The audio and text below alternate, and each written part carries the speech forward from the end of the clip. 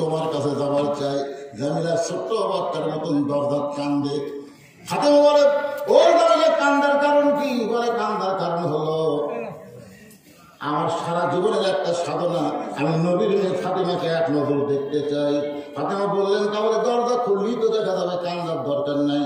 জামিলা বলতে, দরজা কেমনি খুলবো? কারণ আমার স্বামী এখন বাড়িতে নাই। আমার স্বামী কার বিক্রি করতে গেছে বাজারে, স্বামীর হুকুম ছাড়া আমি ফাতেমার জন্য দরজা খুলতে বড় ভয় পাই। ও নবীর মেয়ে ফাতেমা, সত্যি যদি আমার সঙ্গে আপনি দেখা করতে আসেন তাহলে আগামীকাল আসেন। আগামীকাল আসলে আমি দরজা খুলে দিব, আমার স্বামীর কাছ থেকে হুকুম নিয়ে রাখবো। যখন স্বামী বাড়িতে আসলাম, স্বামী জামিলা চোখের পানি বলে, স্বামী গো, আপনি কি জানেন আজকে নবীর মেয়ে ফাতেমা আমার বাড়ির দরজায় ছিল? জামিলার স্বামী চিৎকার করে বলে, আল্লাহু আকবার, আল্লাহু আকবার। নবীর মেয়ে ফাতেমা বাড়ির দরজায়, তুমি কি তাকে মেহমানদারি করেছো? তুমি কি তাকে সমাদর করেছো? বলে, কেমনে করবো? আপনি তো বাড়িতে নেই। আপনি বাড়িতে না থাকলে আপনার হুকুম ছাড়া আমি দরজা খুলতে বড় ভয় পাই। সঙ্গে সঙ্গে স্বামী কাঠুরিয়া কান্দার বলে, আল্লাহ, আমার যে বউটা নবীর মেয়ে ফাতেমার জন্য দরজা খুলেনি, আমাকে ভয় করে, আমাকে সম্মান করে, আমি স্বামী হয়ে দোয়া করি, আল্লাহ আমার বউটাকে নবীর মেয়ের আগে জান্নাত দিয়া দিও। আল্লাহ তাআলা হাসরের ময়দানে ফাতেমা খাতুনে জান্নাত হওয়ার কারণে উটের পিঠে করে জান্নাতে নিয়ে যাবে। উটের পিঠে চড়ে ফাতেমা যখন জান্নাতের দিকে যাবে, এমন সময় একটা জায়গায় সে উটটা ব্রেক করবে। উটটা ব্রেক করবে, উটটা যখন ব্রেক করবে তখন ফেরেশতারা বলবে, আল্লাহ, খাতুনে জান্নাত তো জান্নাতে যাবে, কিন্তু উটটা যে দাঁড়ায় গেল, এখন উটটাকে কেমনে জান্নাতে নিয়ে যাওয়া হয়? আল্লাহ বলে, ফেরেশতা, উটটা যদি এমনি এমনি না যায়, তাহলে উটটাকে টেনে টেনে জান্নাতে নিয়ে যাওয়া লাগবে। সমস্ত ফেরেশতা বলে, আল্লাহ, উটটা কি ধরে টানবো?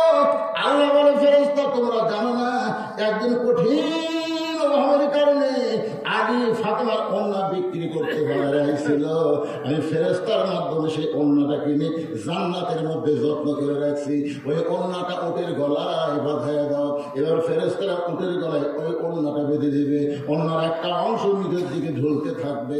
এখন ফেরেশতারা বলে, আল্লাহ, এই উটটাকে কে টেনে টেনে জান্নাতে নিয়ে যাবে? আল্লাহ বলবেন, রে কাঠুরার বউ জামিলা, তুমি কোথায়? কাঠুরার বউ জামিলা, তুমি কোথায়? জান্নাতে নাইবেন নেত্রীকে উটের নিচে দৌড়ানোর অংশ আছে, সেই অংশ ধরে তুমি টেনে টেনে তাকে জান্নাতে নিয়ে যাও।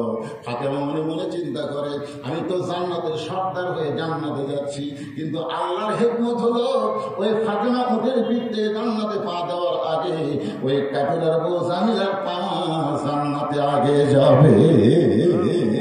এখান থেকে আপনারা বুঝতে পারলেন। আমি মায়েদেরকে বোঝানোর জন্য বলতেছি, মা, স্বামীর কথা মতো চললে সেই কাঠুরের এবং জামিলার মতো সবার আগে জান্নাতে যাবে।